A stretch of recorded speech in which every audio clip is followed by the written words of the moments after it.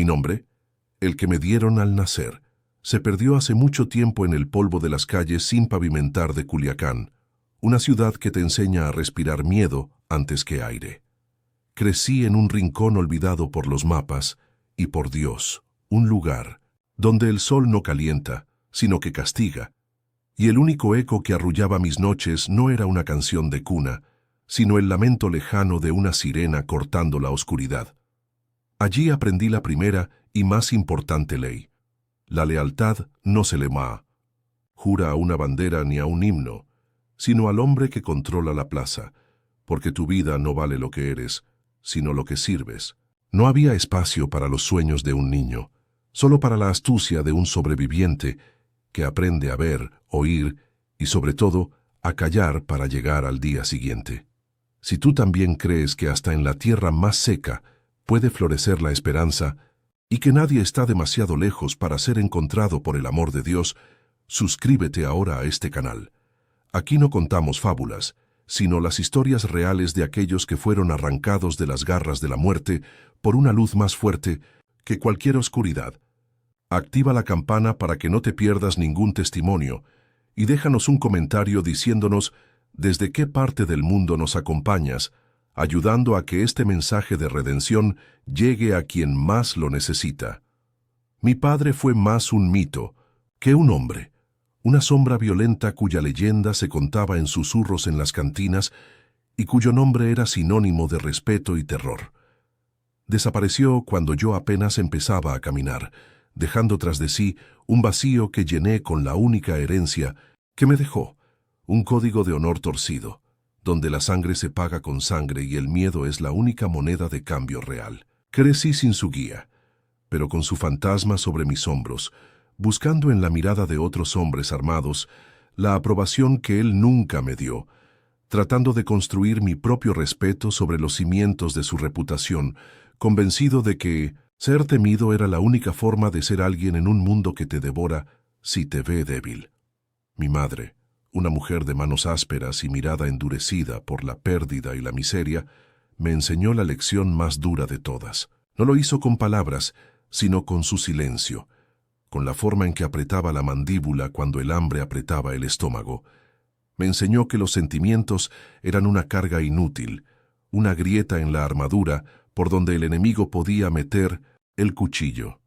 Las lágrimas, según su evangelio silencioso, eran un lujo para los que tenían a alguien que las secara, y en nuestro mundo solo servían para nublarte la vista antes del disparo final. Así aprendí a sepultar cada emoción, cada miedo, cada atisbo de ternura, bajo capas y capas de una frialdad que se convirtió en mi segunda piel. En mi universo, la fe era cosa de otros, de los que podían permitirse arrodillarse en una banca de madera sin tener que vigilar la puerta. Las capillas eran para velar a los muertos, no para pedir por los vivos, y las oraciones eran apenas el murmullo de los débiles que pronto serían silenciados. Mi única religión era la lealtad al grupo, un credo no escrito donde el patrón era el único Dios visible y sus órdenes, los únicos mandamientos que importaban. Mi rosario era el frío metal de la pistola que aprendí a desarmar y armar en la oscuridad, y mi única oración era el sonido seco del cerrojo al cargarla, una promesa de poder tangible, un amuleto contra la insignificancia que me rodeaba. Así me forjé, no como un hombre, sino como un arma. Entendí que para dejar de ser una víctima en esa cadena alimenticia, tenía que convertirme en el depredador más letal. No buscaba una vida, buscaba una posición. No anhelaba la paz, sino el poder que silencia cualquier amenaza. El respeto, que mi padre había sembrado con balas, yo lo cosecharía con una crueldad calculada, una frialdad que helaba la sangre, honrar al cártel, proteger el territorio, ejecutar la sentencia sin dudar. Esa era mi identidad, mi orgullo y mi única verdad. Era Arturo Morales, pero pronto todos me conocerían solo como el Sombra, y esa oscuridad en ese entonces me parecía la única luz posible. El poder tenía un sabor a metal y soledad, un gusto que se te pegaba al paladar y que ninguna botella de tequila caro podía lavar del todo. En la cima de mi propio infierno, rodeado de lujos que gritaban victoria, empecé a sentir un frío que no venía del aire acondicionado de la camioneta blindada, sino de adentro, un invierno en el alma que ni el sol de Sinaloa podía calentar. Presidía reuniones donde mi palabra era ley y mi silencio. Una sentencia, pero en medio del respeto temeroso de mis hombres, me sentía como un fantasma en mi propio banquete, un rey coronado de cenizas gobernando sobre un imperio de nada, un vacío que se ensanchaba con cada amanecer que me encontraba despierto, mirando al techo, preguntándome qué demonios estaba mal conmigo. Las noches se convirtieron en mi campo de batalla personal, una guerra silenciosa que libraba contra mí, propiamente en sábanas de seda que se sentían como lija sobre la piel. El sueño se me escapaba como agua entre los dedos, y cuando por fin lograba cerrar los ojos, no encontraba descanso, sino un desfile de rostros sin nombre, miradas apagadas por mi orden o por mi mano. Me despertaba bañado en un sudor helado, con el corazón martillándome en el pecho como si quisiera escapar, y un olor a pólvora y sangre impregnado en el aire, un aroma fantasma que solo yo podía percibir, un recordatorio persistente de que la oscuridad que yo mismo sembraba afuera estaba echando raíces muy dentro de mí, envenenándolo todo. Había una sombra que se había instalado detrás de mis ojos, una presencia constante que teñía de gris hasta los días más soleados. Eran las memorias, pero no venían como recuerdos claros, sino como una sensación, un peso en el aire, el eco de un llanto que nunca escuché, pero que sentía vibrar en mis huesos. Las caras de los hombres que cayeron se mezclaban con los rostros de sus hijos, de sus mujeres, imágenes superpuestas que parpadeaban en mi visión periférica mientras conducía o mientras limpiaba mi arma. Intentaba ahogarlas con ruido, con música a todo volumen, con la adrenalina de un nuevo trabajo, pero siempre regresaban en el silencio, en esos momentos quietos donde no había nada más que yo y la cuenta interminable de almas que cargaba a mis espaldas. Empecé a evitar mi propio reflejo. Ver mi rostro en el espejo se convirtió en un acto de vértigo, una caída libre hacia un pozo de extrañeza y repulsión. El hombre que me devolvía la mirada no era yo. Sus ojos eran fríos, vacíos, los ojos de un depredador que había olvidado cómo ser humano. A veces, mientras me afeitaba, tenía que apartar la vista, con una náusea repentina subiéndome por la garganta, porque en esa cara veía la suma de todos mis actos, la máscara de el sombra que se había adherido a mi piel hasta volverse inseparable de Arturo. Era como mirar a un extraño que había secuestrado mi cuerpo, un monstruo que respondía a mi nombre, pero cuya alma se sentía ajena, perdida en algún lugar del camino. La soledad en la cima del poder es la más cruel de todas, porque estás rodeado de gente pero fundamentalmente solo. Mis hombres me ofrecían lealtad por miedo, no por afecto, y cada conversación era una actuación, una danza calculada de poder y sumisión. En las fiestas que organizaba, con la música a todo volumen y el alcohol fluyendo como un río, yo me sentía a 1.000.000 de kilómetros de distancia, observando todo desde detrás de un cristal invisible. El sonido de sus risas me llegaba, hueco, vacío, y la camaradería forzada me asfixiaba más que el humo de los cigarros. Era el epicentro de ese universo violento, y sin embargo, nunca me había sentido más aislado, más desconectado de la vida misma. El pánico llegaba sin avisar, en momentos absurdamente cotidianos. Una vez, revisando un cargamento en una bodega polvorienta, sentí una presión aplastante en el pecho, como si una mano invisible me estuviera estrangulando lentamente. El aire se me hizo espeso, imposible de respirar, y el mundo empezó a girar a mi alrededor. Tuve que apoyarme en una pared, fingiendo revisar algo en mi teléfono, mientras luchaba por controlar el temblor de mis manos y el sudor frío que me recorría la espalda. Nadie podía saberlo. Mostrar debilidad era firmar tu propia sentencia de muerte. Así que me tragaba el terror, lo encerraba en una jaula en mi interior, sin saber que cada ataque de pánico era solo una grieta más en la represa que contenía mi propia destrucción. aquella coraza de frialdad que mi madre me había enseñado a construir, esa armadura que me había permitido sobrevivir y ascender, se estaba convirtiendo en mi propia celda. Había enterrado tan profundamente cada emoción, cada atisbo de compasión o de miedo, que ahora esas mismas emociones enterradas estaban pudriéndose por dentro, filtrándose como un veneno lento y corrosivo. El código de honor del cártel, la lealtad ciega, la violencia como única respuesta. Todo el evangelio sobre el que había construido mi vida comenzaba a sonar a mentira. Era un castillo de naipes levantado sobre un pantano, y sentía cómo los cimientos, mi propia alma, se hundían poco a poco en la nada, en un silencio que ya no era poder, sino ausencia. Mi apodo, el Sombra, se había vuelto una profecía, autocumplida, una maldición que me definía de la forma más literal. Ya no era solo el que llegaba y oscurecía el lugar. La oscuridad estaba dentro de mí, era mi compañera más íntima. Sentía mi propia sombra como una entidad separada, una figura que se arrastraba detrás de mí, recordándome constantemente en quién me había convertido. En las noches de insomnio la veía moverse en la periferia de mi habitación, un contorno más oscuro que la propia noche, y en su silencio creía escuchar los susurros de todos aquellos a quienes había enviado a la oscuridad eterna. Me estaba cazando a mí mismo, huyendo de un espectro que llevaba mi propio rostro.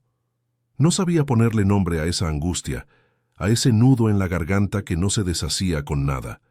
Era una enfermedad del espíritu, una carcoma invisible que devoraba mi estructura interna, mientras yo me esforzaba por mantener la fachada de acero intacta para el mundo. Continuaba dando órdenes, ejecutando planes, infundiendo miedo, pero cada acto se sentía más vacío que el anterior. El poder, el dinero, el respeto ganado a punta de pistola. Nada podía llenar ese agujero creciente en mi pecho. Era un hombre que lo tenía todo y no poseía nada. Un muerto en vida caminando hacia un precipicio que no podía ver, pero cuya caída ya sentía en cada fibra de mi ser. La fisura se estaba abriendo, y yo sabía sin entender cómo, que algo estaba a punto de romperse para siempre. La traición no llegó como un estruendo en la noche, sino como una certeza helada en el calor aplastante de la sierra, en un camino de terracería que conocía como la palma de mi mano. Íbamos en la camioneta, Manuel a mi lado, su hijo Mateo en el asiento trasero, un muchacho de 15 años con la admiración brillándole en los ojos, un reflejo peligroso de lo que yo alguna vez fui. Le había prometido a Manuel que al chico no le pasaría nada, que solo venía a ver a aprender de lejos. Esa promesa pesaba en el aire denso y polvoriento, un juramento hecho con la arrogancia de un hombre que se creía dueño del destino, sin saber que el mío ya había sido vendido por unas cuantas monedas de plata por Ricardo, mi propio lugarteniente. El bloqueo apareció de la nada. 2 camionetas viejas cruzadas en el camino, una trampa tan obvia que olía a emboscada casera, pero yo sabía que era algo más. Vi el destello de pánico y confusión en los ojos de Manuel, y en ese microsegundo entendí todo. No era un cartel rival, era una purga interna. Era el movimiento de Ricardo, preciso, calculado para atraparme lejos de mi gente, en un lugar donde mis gritos se perderían en el viento. El frío de la traición es más profundo que el miedo a la muerte. Es un veneno que te paraliza desde adentro, porque te das cuenta de que la bestia que viene a devorarte no es un extraño, sino uno que alimentaste con tu propia mano, uno que conocía tus rutas, tus confianzas y tus debilidades. El infierno se desató en un instante. El mundo se convirtió en un concierto de cristales blindados estallando, el rugido ensordecedor de los cuernos de chivo desgarrando la tarde y el olor metálico de la pólvora mezclándose con el polvo del camino. Mi cuerpo reaccionó por instinto, el arma en mi mano buscando un blanco, devolviendo el fuego con la furia entrenada de un animal acorralado, pero mi mente estaba en otro lado, atrapada en la incredulidad. Era un ballet de muerte grotesco y sin sentido, una danza que yo había coreografiado tantas veces para otros y que ahora me tocaba bailar, sintiendo cómo el suelo bajo mis pies, ese que creía tan firme, se desmoronaba por completo, convirtiéndose en un abismo. Fue un suspiro, no un grito.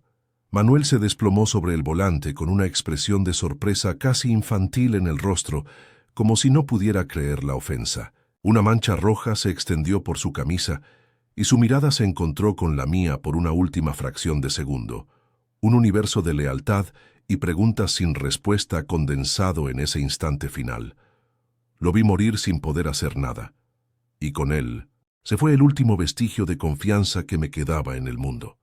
El único hombre cuya lealtad no estaba cimentada en el miedo, sino en una historia compartida, en un respeto mutuo que ahora yacía destrozado y sangrante sobre el claxon de la camioneta, que empezó a sonar como una sirena fúnebre.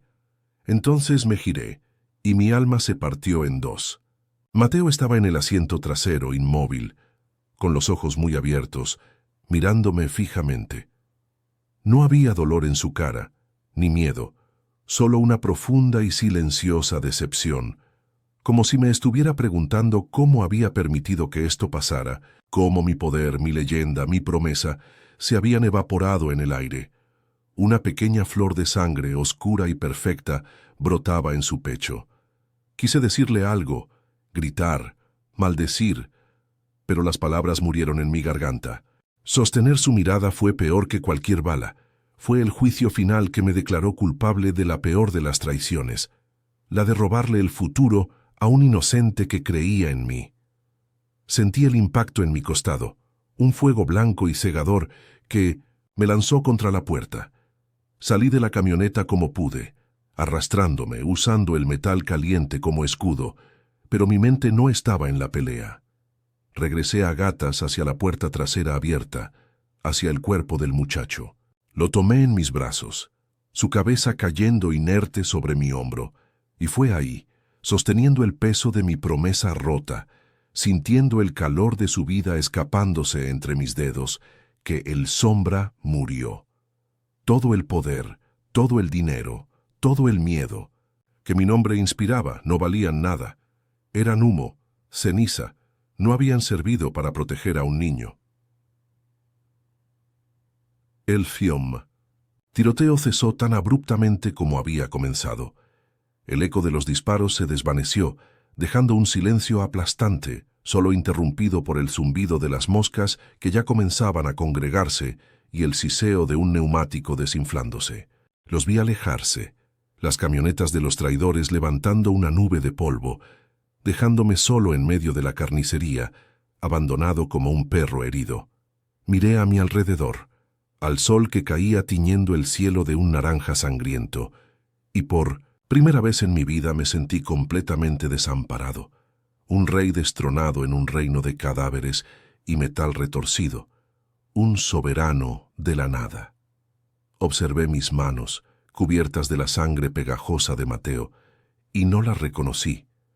Eran las manos de un extraño, las garras de un monstruo. Esas manos que habían firmado sentencias de muerte, que habían contado fajos de billetes, que habían empuñado las armas más letales, habían fracasado en la única tarea que importaba. Mi identidad, forjada en la violencia y el respeto temeroso, se hizo añicos. El Sombra no era más que un apodo hueco, una leyenda estúpida que se contaba en los corridos, un fantasma que no había podido evitar que la verdadera oscuridad se tragara lo único puro que había a mi alrededor. La vergüenza fue como ácido, quemándome por dentro. Comencé a arrastrarme, alejándome del camino, internándome en el monte. Cada espina que se clavaba en mi piel, cada roca afilada que rasgaba mi ropa, se sentía como una penitencia merecida. El dolor de mi herida era un ancla que me mantenía en la realidad, pero mi mente estaba a la deriva. No pensaba en Ricardo, no había sed de venganza ni planes de contraataque. El circuito del odio en mi cerebro parecía haberse quemado. Donde antes habría habido una furia helada y calculadora, ahora solo había un desierto, un vacío tan vasto y desolador como el paisaje que me rodeaba, una ausencia total de propósito. En el delirio de la fiebre y la sed, la cara de Mateo no me abandonaba. Pero no estaba solo. Detrás de él, como un coro de espectros, aparecían otros rostros, los de todos los hombres que había matado, los de sus hijos, los de sus mujeres, las víctimas anónimas de mi guerra personal por el poder. Comprendí con una claridad aterradora que mi trono no estaba construido sobre cimientos de respeto, sino sobre una montaña de huesos inocentes. Cada vida que apagué fue una piedra más en esa torre inestable, y la muerte de ese muchacho fue la última, la que finalmente provocó el derrumbe de toda mi existencia. Mientras la noche caía sobre la sierra, trayendo consigo un frío que calaba hasta el alma, sentí algo más. No era el miedo a ser encontrado, ni la paranoia del fugitivo. Era una presencia, una quietud inmensa que se asentó sobre mí, una sensación de ser observado no por ojos humanos, sino por algo más grande, algo antiguo y eterno. Me sentí completamente expuesto, desnudo bajo la bóveda infinita de estrellas, despojado de mi apodo, de mi historia, de mi armadura de crueldad. Por primera vez no era el Sombra, era solo Arturo, un hombre roto y moribundo en la inmensidad de la nada. Dejé de arrastrarme. Ya no tenía fuerzas. Apoyé la mejilla en la tierra seca y áspera, inhalando el olor a polvo y a mi propia sangre. No había más lucha. No quedaba ni un gramo de resistencia. Todo el orgullo, toda la rabia, toda la soberbia se habían disuelto en una desolación absoluta. Si ese era el final, que así fuera. Me rendí. No a mis enemigos, no a la muerte, sino a ese silencio abrumador, a esa sensación de haber llegado al final de un camino equivocado. El imperio de Arturo Morales había terminado, no en una lluvia de balas gloriosa, sino en el susurro silencioso de un hombre que lo había perdido todo. Me rendí. No a los hombres que me cazaban, sino al desierto mismo, a la tierra sedienta que parecía reclamar la poca sangre que me quedaba. Maldije el sol que me cocinaba las heridas. Maldije mi nombre, el que me dieron al nacer y el que me gané a pulso. Maldije el recuerdo de mi padre y el silencio de mi madre. Maldije el peso del cuerpo de Mateo en mis brazos y la traición de Ricardo en mi memoria. Me entregué al final esperando que la nada fuera simplemente eso, un silencio oscuro y sin sueños, un punto final a una historia que nunca debió ser escrita. El sabor a polvo y a sangre seca en mi boca era el último sacramento de mi vida vacía. El último amargo trago antes de que todo se apagara por completo, y lo acepté con una resignación que era lo más cercano a la paz que había conocido. Entonces, en el umbral mismo de esa oscuridad el dolor se fue. No se desvaneció lentamente, simplemente cesó, como si un interruptor invisible hubiera sido accionado en el universo. El sol, que segundos antes era un martillo de fuego sobre mi piel, se convirtió en una caricia tibia, una calidez que no quemaba, sino que envolvía, como el abrazo de una madre que nunca tuve. El zumbido en mis oídos se detuvo, y el silencio que quedó no era el silencio vacío de la muerte, sino uno denso, pesado, lleno de una expectativa que me erizó la piel. Algo había cambiado, no en el mundo, no en el desierto que seguía siendo el mismo infierno de siempre, sino en la tela misma de la realidad que me rodeaba. Una luz comenzó a crecer, pero no venía del sol ni del cielo. Brotaba de todas partes y de ninguna, una luminiscencia suave que parecía emanar de la propia tierra, de las piedras, del aire. No era una luz que cegara, sino una que aclaraba, que te permitía ver las cosas como realmente eran por primera vez. Se filtró a través de mis párpados cerrados y sentí cómo me llenaba por dentro, disolviendo el frío del miedo que se había anidado en mis huesos durante tantos años. Era una luz pacífica, una luz que no juzgaba la oscuridad que encontraba a su paso, sino que simplemente la ocupaba, la llenaba con su presencia tranquila y abrumadora, sin hacer ruido, sin violencia, solo siendo. Y en esa luz sentí una mirada. No eran ojos, no había un rostro que pudiera ver, pero la sensación de ser observado era más real que las rocas afiladas que se clavaban en mi espalda.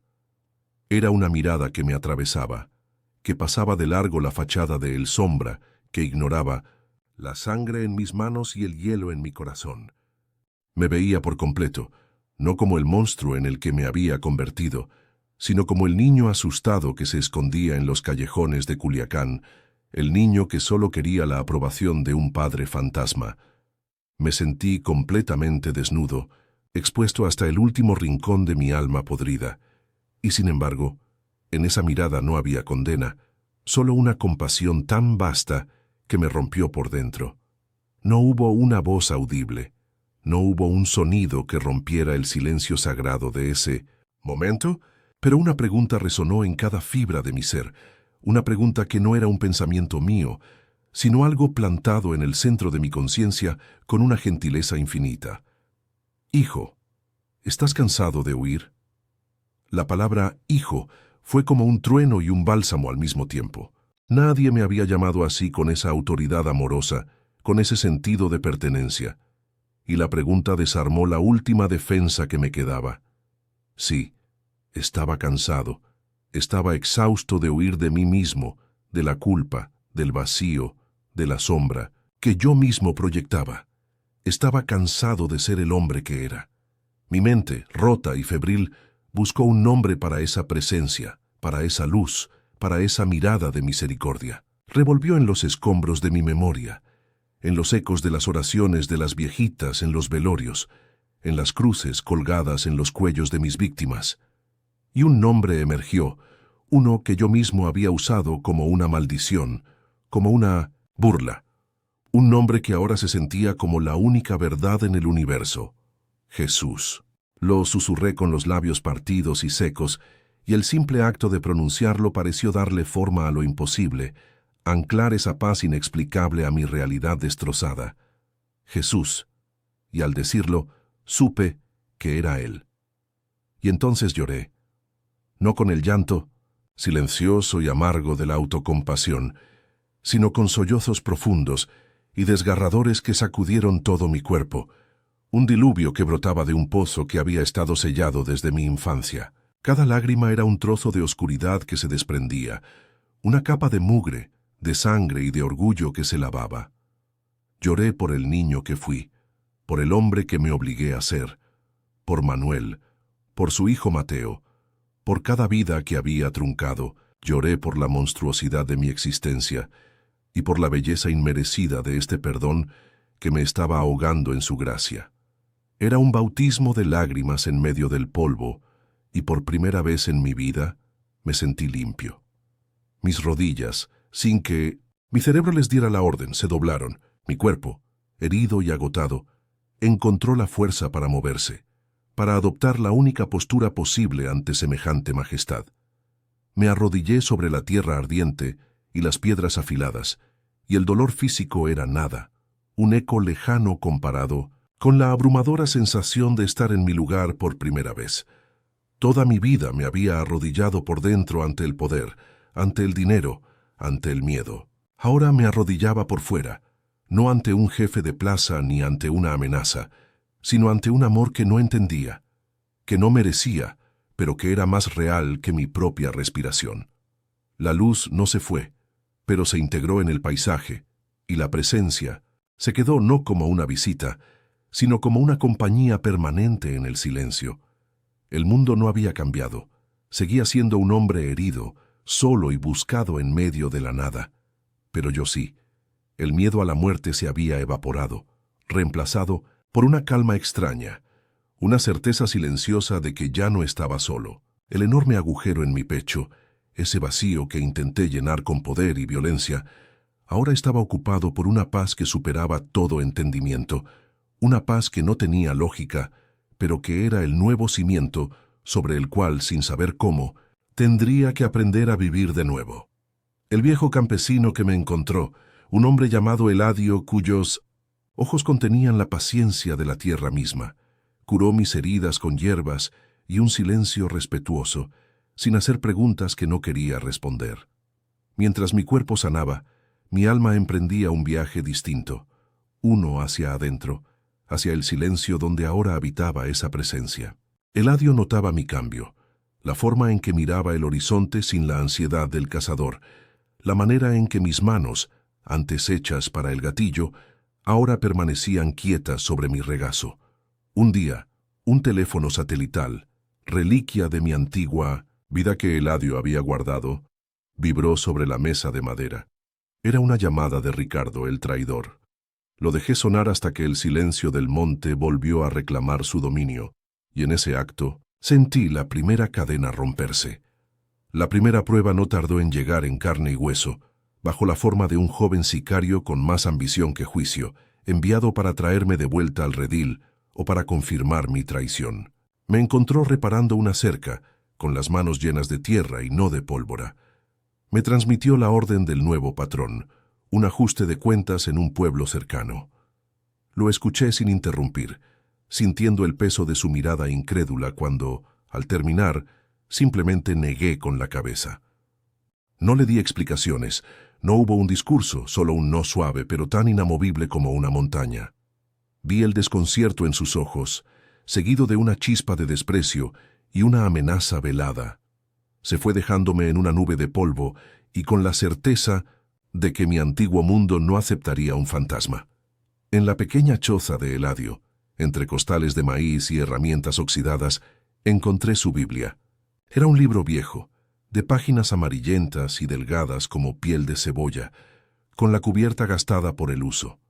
Al principio, las palabras eran un laberinto, un código más complejo que cualquier mensaje encriptado que hubiera manejado. Pero persistí noche tras noche a la luz de un quinqué, trazando las letras con un dedo calloso, como un niño aprendiendo a leer. Algunas frases se me clavaban en el alma, frases sobre perdón y ovejas perdidas, sobre una luz que brilla en la oscuridad. Ese libro se convirtió en mi único escondite, un territorio secreto donde la voz de Dios era más fuerte que el eco de los disparos en mi memoria, un tesoro que guardaba con más celo que cualquier cargamento. Las noches se convirtieron en mi santuario y mi campo de batalla. Mientras el mundo dormía, yo me arrodillaba en el suelo de tierra apisonada y hablaba con él. Mis oraciones eran torpes, conversaciones rotas de un hombre que no sabía cómo dirigirse a un rey, mezclando súplicas de perdón con preguntas desesperadas. Le hablaba de Mateo, de mi madre, del vacío que me había consumido, y en el silencio que seguía a mis palabras, sentía esa misma paz del desierto, esa certeza abrumadora de que no estaba hablando solo, de que mis susurros eran escuchados por aquel que había detenido mi caída al abismo. Ya no era el sombra. Gobernando la noche, era Arturo, un hijo aprendiendo a hablar con su padre en la intimidad de la madrugada. Mi negativa corrió como la pólvora por los canales secretos del cártel. La noticia de que el sombra había sobrevivido solo para volverse blando, para negarse a hacer su trabajo, se convirtió en una leyenda de burla y advertencia. Los pocos que aún sentían algún vestigio de lealtad hacia mí comenzaron a alejarse, temiendo la ira del nuevo liderazgo. Me convertí en un paria, un leproso. En el pueblo cercano, las miradas que antes eran de miedo ahora eran de sospecha o de lástima. Escuchaba los susurros a mis espaldas. Se volvió loco en el desierto. Perdió el valor. Cada palabra era una piedra, pero en lugar de aplastarme, sentía que construían un muro más alto entre mi pasado y mi presente, una barrera que, aunque dolorosa, me protegía. Bajo el chorro de agua fría de una regadera improvisada, el dique de mi control finalmente se rompía casi a diario. El agua, que debía limpiar el sudor y el polvo, parecía en cambio desenterrar toda la suciedad de mi alma. Apoyaba la frente en la pared de adobe y lloraba en silencio, dejando que el sonido del agua ahogara los sollozos que me desgarraban el pecho. Eran lágrimas de vergüenza por el monstruo que había sido y de gratitud por la misericordia que no merecía. En esa desnudez total, sin armas ni apodos que me protegieran, le pedía fuerzas, no para pelear, no para vengarme, sino simplemente para soportar el peso de mi propia memoria y para aprender a caminar en la luz, un paso a la vez, aunque mis pies estuvieran acostumbrados a la oscuridad. No toda la comunicación era en la oscuridad o en el llanto. A veces la sentía en los momentos más mundanos. Un día, mientras ayudaba a Eladio a sembrar, hundiendo mis manos en la tierra fresca y húmeda, sentí esa presencia con una claridad abrumadora. No fue con una luz ni con una voz, sino con una calidez que se extendió desde el centro de mi pecho hacia afuera. Una alegría silenciosa que no tenía ninguna razón de ser. El sol de la tarde doraba el campo, el aire olía a vida y yo, un asesino, estaba plantando semillas. En ese instante comprendí que él no estaba solo en las crisis o en el borde de la muerte, sino en cada respiración, en cada grano de tierra, esperando ser encontrado en la simpleza de la vida. Intentaron con la nostalgia, el arma más peligrosa de todas. Una tarde apareció Javier, mi antiguo segundo al mando antes de Ricardo, un hombre con quien había compartido más batallas y silencios que con nadie. No vino con amenazas, sino con un abrazo y una botella de tequila. Se sentó conmigo y habló de los viejos tiempos, de la lealtad, de la familia, de cómo el cártel me necesitaba, de cómo yo pertenecía a ese mundo. Sus palabras eran un canto de sirena, una invitación a volver al único hogar que había conocido, a la hermandad forjada en sangre y pólvora. Por un momento, la tentación de pertenecer de nuevo, de dejar de ser este fantasma solitario, fue un dolor agudo en el pecho. Lo miré, y por primera vez no vi a un soldado, a un hermano de armas, sino a un prisionero atrapado en la misma jaula de oro y miedo de la que yo intentaba escapar. Vi el vacío en sus ojos, el mismo que había habitado en los míos. Puse mi mano sobre su hombro y con una calma que no era mía le dije: «Ese camino se acabó para mí, Javier. Yo ya morí en ese desierto». No hubo enojo en mi voz, solo una tristeza infinita por él. Se quedó en silencio, terminó su trago y se fue sin mirar atrás.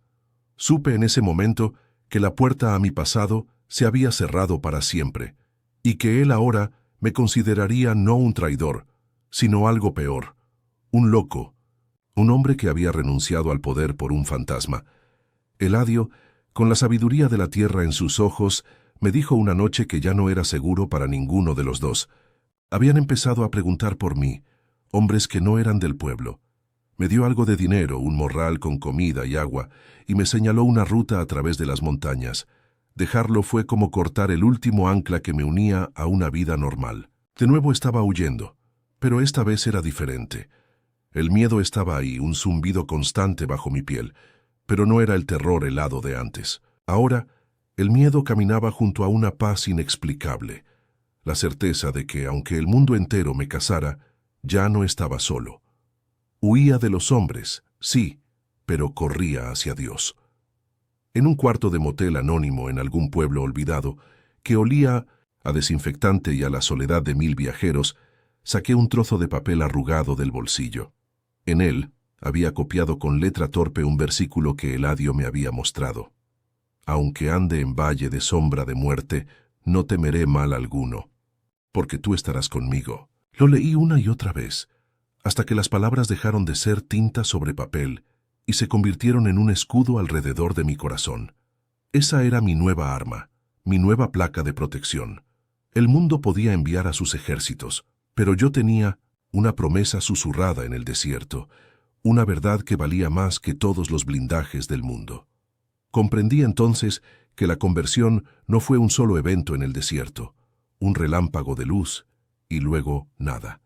Era una guerra diaria, una elección que debía tomar cada mañana al despertar. La resistencia del mundo, las burlas, las amenazas, la soledad, no eran señales de que me había equivocado, sino la confirmación de que iba en la dirección correcta. Cada vez que me negaba a volver a la violencia, cada vez que elegía la oración en lugar de la ira, sentía que esa luz dentro de mí se hacía un poco más fuerte, más sólida. El mundo me empujaba hacia la oscuridad, y ese empuje me obligaba a aferrarme con más fuerza a la única mano que me había sacado de ella, la mano de Cristo. La prueba final no llegó en una ráfaga de balas ni en el sigilo de un asesino nocturno, sino bajo el sol del mediodía, en una plaza polvorienta de un pueblo costero donde el tiempo parecía haberse detenido. Yo estaba reparando una red de pesca, con el olor a salitre y a mar en mis manos, cuando su sombra cubrió mi trabajo. Alcé la vista, y allí estaba Ricardo, flanqueado por 2 hombres cuyos ojos eran tan vacíos como los míos lo fueron alguna vez No parecía más viejo, solo más duro, como si el poder le hubiera petrificado el alma. Llevaba una camisa de seda que contrastaba violentamente con la humildad del muelle, y en su muñeca brillaba un reloj que podría haber comprado el pueblo entero. No dijo mi nombre, solo me miró con esa mezcla de desprecio y necesidad que solo tienen los nuevos reyes que temen no estar a la altura del trono que usurparon. Se sentó frente a mí, en un cajón de madera, ignorando el olor a pescado, y su voz fue un susurro de seda y veneno, el mismo tono que usaba para dar las órdenes más crueles. No me ofreció volver a la guerra, no me pidió que empuñara un arma. Su propuesta era mucho más astuta, más diabólica. Quería mi fantasma, mi leyenda. Quería que yo apareciera a su lado en una reunión importante, que me dejara ver, que el mundo supiera que el Sombra respaldaba su liderazgo. A cambio me ofrecía la paz. No la paz que yo estaba empezando a conocer, sino la paz del mundo. Un perdón oficial del cártel, dinero suficiente para desaparecer en cualquier lugar del planeta, y sobre todo, el fin de la cacería. «Nadie volverá a buscarte, Arturo», dijo, y en su voz sentí el peso de la tentación más grande, la promesa de dejar de huir. Por un instante, la oferta se ancló en mi corazón cansado. Mi mente, traicionera, me proyectó imágenes de una vida sin mirar por encima del hombro, sin el sobresalto nocturno, sin el sabor a miedo en cada comida. Recordé el frío de los cuartos de motel, la soledad que a veces era tan densa que podía tocarla, el hambre. La voz de Ricardo era la voz de la lógica, de la supervivencia, la misma voz que me había guiado toda mi vida. ¿Qué clase de Dios te pide que vivas como un perro sarnoso, huyendo y escondiéndote? ¿No era más inteligente aceptar el trato, tomar el dinero y servirle a mi manera, desde la comodidad y la seguridad? Por un segundo, el viejo Arturo, el estratega, el superviviente, casi asiente con la cabeza. Casi vende su alma por segunda vez. Esta vez no por poder, sino por descanso.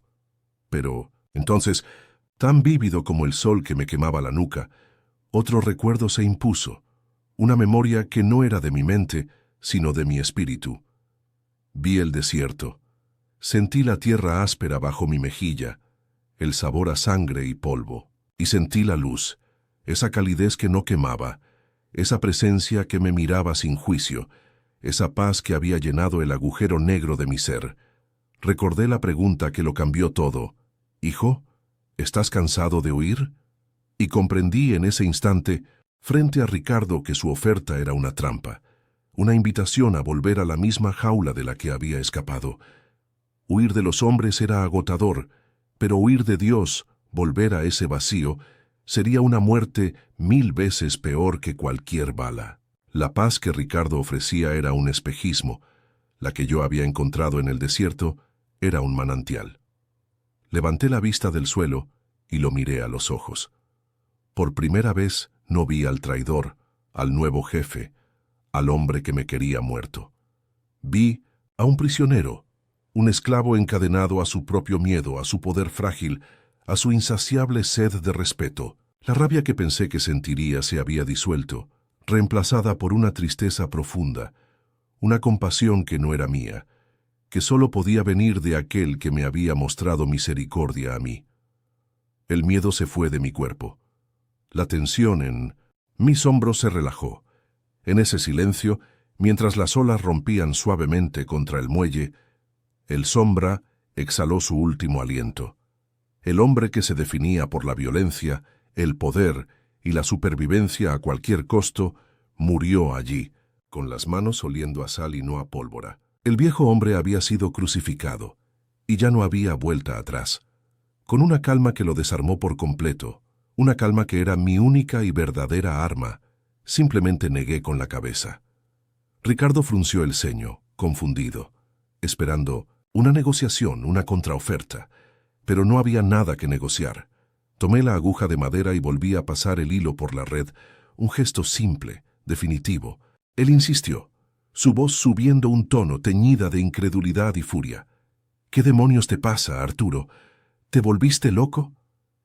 Dejé la red a un lado, lo miré por última vez, y las palabras salieron de mi boca sin que yo las planeara. Una verdad tan simple como inamovible. «Ese hombre que buscas murió, Ricardo», le dije con voz suave. «Mi vida ya no me pertenece. Se la entregué a Jesús en el desierto». Me levanté y sin mirar atrás comencé a caminar por el muelle, alejándome de él, de mi pasado, de mi propia tumba. Caminé hasta que mis pies no dieron más y el mar se convirtió en mi única frontera, un fin del mundo azul y salado que me recibió sin preguntas. Hoy me llaman Manuel, un nombre común que se pierde en el murmullo de las olas, y mis manos, que antes solo conocían la frialdad del acero y la textura del gatillo, ahora aprenden el lenguaje áspero de las redes de pesca y la madera carcomida por el salitre. Vivo en una pequeña choza que huele a humedad y a pescado, un palacio comparado con las jaulas de oro en las que mi alma se asfixiaba. Nadie aquí sabe de dónde vengo. Nadie pregunta por las cicatrices que no son solo las de mi costado, y en su bendita ignorancia me permiten ser simplemente un hombre más, uno que se gana el pan con el sudor de su frente y no con la sangre de otros. La paz que encontré no es la ausencia de tormenta, sino la calma en medio de ella. Las memorias no se han ido. A veces el rostro de Mateo me visita en sueños, pero ya no viene acompañado del olor a pólvora, sino de una tristeza serena, casi dulce, que me recuerda el precio de mi redención. Ya no lucho contra los fantasmas, me siento con ellos en la orilla, les hablo de la luz que me encontró y les pido perdón en el silencio de mi corazón. El vasto océano frente a mí es un recordatorio constante de la misericordia que me cubrió, una gracia tan inmensa e incomprensible como el horizonte mismo. El miedo a ser encontrado se ha disuelto en la certeza de que ya fui hallado por el único que importa, y esa verdad es el ancla que me mantiene firme cuando las olas de mi pasado amenazan con arrastrarme. Ayer, mientras remendaba una atarraya bajo el sol de la tarde, un niño que jugaba cerca tropezó y cayó, su llanto agudo cortando la monotonía de las olas. El viejo Arturo se habría molestado por el ruido, habría seguido en lo suyo, indiferente, pero el hombre que soy ahora dejó la aguja a un lado y se acercó despacio, con un cuidado que le era ajeno. Me arrodillé a su lado, en la arena, y, con una gentileza que sentí nacer en un lugar profundo de mi ser, limpié su rodilla raspada. No dije mucho, solo le sonreí, una sonrisa sin peso, sin historia, y el niño, después de un segundo de sorpresa, me devolvió una sonrisa desdentada antes de correr de vuelta a su juego. En ese pequeño acto, en ese intercambio de confianza pura, sentí que Dios me sonreía de vuelta, confirmando que mis manos por fin servían para sanar y no para herir. Mi única posesión de valor es esa Biblia gastada que me dio Eladio, sus páginas suaves y frágiles como alas de mariposa. Cada mañana antes de que el sol despierte al pueblo, me siento en el umbral de mi choza y la abro, no como un erudito que busca conocimiento, sino como un hombre sediento que busca agua. Las palabras ya no son un código extraño, son cartas de amor escritas para mí, promesas susurradas a través de los siglos directamente a mi alma rota. No necesito un templo de piedra ni un sacerdote que me guíe, porque mi iglesia es este pedazo de playa y mi confesión es la conversación silenciosa que mantengo con él mientras el mundo duerme. Esta es mi nueva rutina, mi nuevo código de honor. Empezar cada día de rodillas, no ante el poder de los hombres, sino ante la gracia de mi Padre. A veces, por la noche, escucho en la lejanía la música de un corrido que habla de hombres valientes y de leyendas de la sierra, un eco tenue de la vida que dejé atrás. La música ya no enciende en mí la nostalgia ni el orgullo, sino una profunda y abrumadora gratitud por mi escape. Veo a los jóvenes del pueblo, con sus sueños sencillos de comprar un mejor motor para su lancha o casarse con la chica que aman, y entiendo que su riqueza es infinitamente mayor que todos los imperios que yo quise construir. Renuncié al mundo y a cambio recibí el universo. Cambié el respeto ganado por el miedo por el simple saludo de un pescador anciano. Soy pobre, soy un don nadie, soy un fugitivo, pero nunca en mi vida ni en la cima de mi poder me había sentido tan inmensamente libre y tan verdaderamente rico. El mundo probablemente ha olvidado a El Sombra, o lo recuerdan como una leyenda de terror que se cuenta en voz baja. Lo dan por muerto y en cierto modo tienen razón. El hombre que era murió en aquel desierto, y el que nació de sus cenizas no busca gloria ni reconocimiento. Mi historia no terminará en los titulares ni en una balada heroica. Terminará aquí, en un día cualquiera, con mis manos enredadas en una red y mi mirada perdida en el mar. Y está bien, porque cuando cae la noche y miro el mismo cielo estrellado que fue testigo de mi fin y mi principio, ya no veo un vacío indiferente. Veo la promesa de un hogar, la mirada de aquel que me esperó al final del camino. Ya no necesito que nadie tema mi nombre. Ahora solo soy Arturo, un hijo que encontró su camino de vuelta a casa.